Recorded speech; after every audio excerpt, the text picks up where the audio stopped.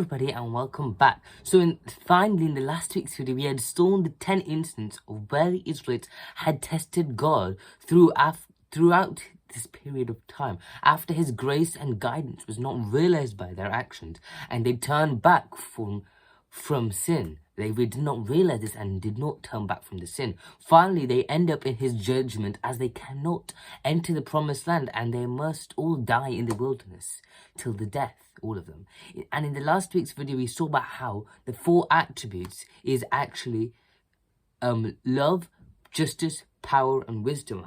Which, in the truth though, I said peace, I'm pretty sure, last week. So I was wanting to correct that mistake, that the 4 attributes that God uses to carry out his ways is the love, justice, power, and wisdom.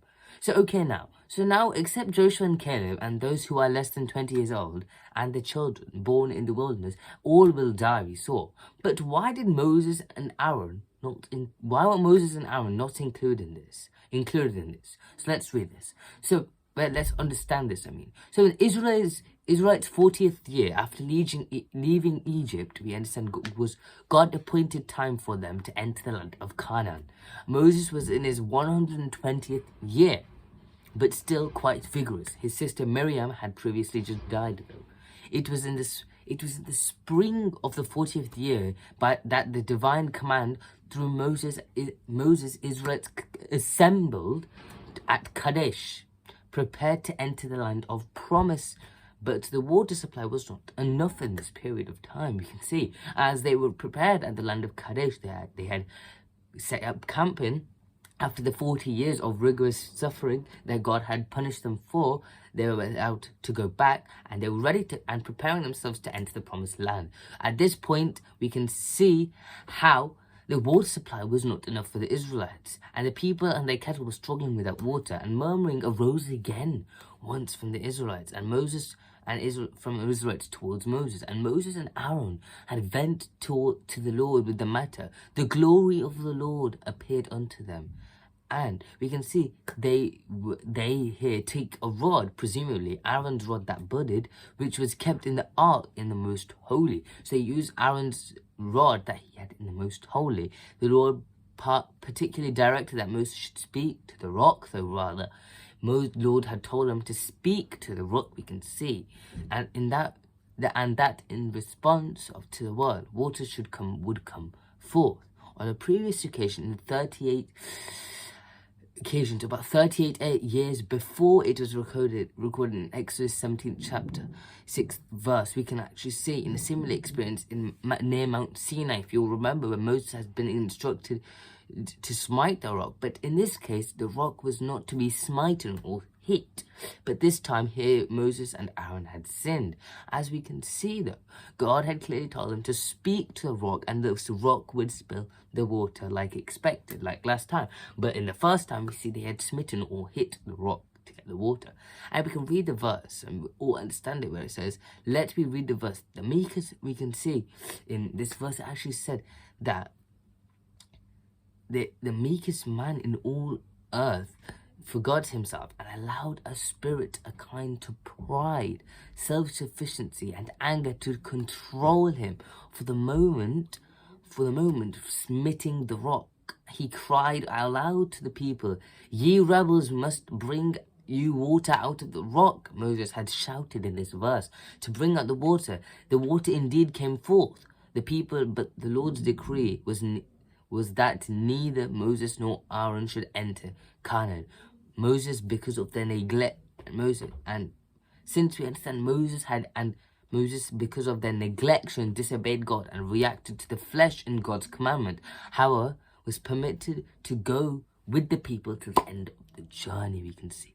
As this time again, once we can see in this verse, in the fleshly anger in God's commandment or flesh reaction, we can see Moses has shouting, ye rebels must bring water out of the rock. Moses hits the rock while he was actually in reality commanded to speak with the rock. And now we can read Numbers 20th chapter to understand about this, as we can see that after this point had taken place, Moses, as they were not allowed to enter the land, rather they were allowed to guide the people until the land, allowed to see the land through a distance, but not allowed to enter. So we can read that where it says in Numbers 20th chapter, 11th to 12th verse, where it says, Then Moses raised his arm and struck the rock twice with his staff. Water gushed out, and the community and their livestock drank.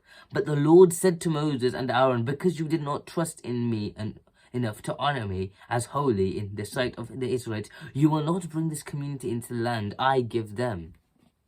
So we can see here, God is saying after what they had done here, that since Moses has hit the rock too wide in his fleshly reaction and not followed the God's commandment as instructed and hit the rock using Aaron's rod that was in the most holy, they were banned from entering the promised land, but must guide the Israelites to a point so they can enter the promised land, but they cannot enter for their disobedience and not following and having the faith towards God and trusting him. And since they didn't trust him, they were not allowed to enter the land, we can see here. So we can see here how the Israelites, how in this point why Moses and Aaron were not selected to go there. As in the Israelites' 40th year, we understand how God appointed for them to enter the land of Canaan after the punishment of them for the spy incident on the 10th instant. God told them they had to stay for 40 years in the wilderness as a punishment for the 40 days as well. They were wandering the land. At this point, we saw that Moses was 120 years old, and this was the period where they had assembled in the camping area of Kadesh, where they were ready and prepared to go to the land of Canaan. But we understand the Israelites at this point and the cattle and the people struggling with that water. And at this point, Moses and Aaron had met with the Lord to ask what to do with at this instant. And God clearly provides the answer that directed that Moses should speak to the rock, and that in the response to the word, the water should come forth. And we can see in the previous occasion where in the 38 years before this, in Exodus 17 chapter 6th verse, we saw about how God had, in the anger we saw in the fleshly reaction, that the meekest man in all earth we saw, who had forgot himself, had cried out loud in a fleshly reaction and hit the rock. We remember to provide the water for the Israelites who were grumbling in one of the instances. We saw how this was 38 years ago. And this time in the 20th chapter in Numbers, we can read that Moses had hit the rock twice and in the congregation had drank once again. But this was completely against what God had did, and they had neglected the idea that God had told them to follow, and rather they were punished for these actions to not enter the land, as they were meant to speak and follow what the rock would say, and then the water would come out. And they were meant to follow this and follow the faith of Lord and honor him, but rather they acted in a fleshly way, you could say, in hitting the rock with this rod of Aaron's, we understand. And this, for this reason, since they hit the rock as not commanded, they were punished to not enter the land, but must guide the Israelites till the end of the journey and not enter. So that's all for today. We can understand why Aaron and Moses were not allowed to enter the land. So that's all for today. See you next time. Bye.